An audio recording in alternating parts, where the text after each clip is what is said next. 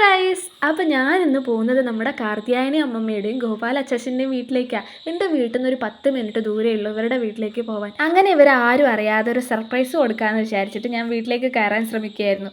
നോക്കുമ്പോൾ കോനാലൊന്നും ആരുമില്ല. അങ്ങനെ ഞാൻ പിറകിലെ വഴി കൂടെ പോയി നോക്കുമ്പോൾ ഉണ്ട് കാർത്തിയായനി അമ്മമ്മ വെള്ളം കോരുമായിരുന്നു. അപ്പം ഞാൻ പതുക്കെ അവിടെ നിന്നു. അങ്ങനെ അവരെന്താ സംസാരിക്കുന്നതെന്നൊക്കെ നോക്കി. പിന്നെ അവർക്കൊരു സർപ്രൈസും കൊടുത്തു. ഇതാ കണ്ടോളൂ വീഡിയോ.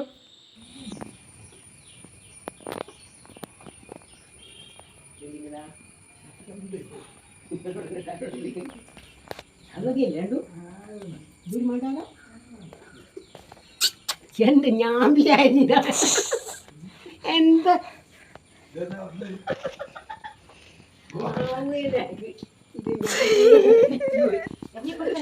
ചെറിയ ഉണ്ടാവട്ടെ. അപ്പോൾ എന്തായാലും സന്തോഷമായി. ബൈ.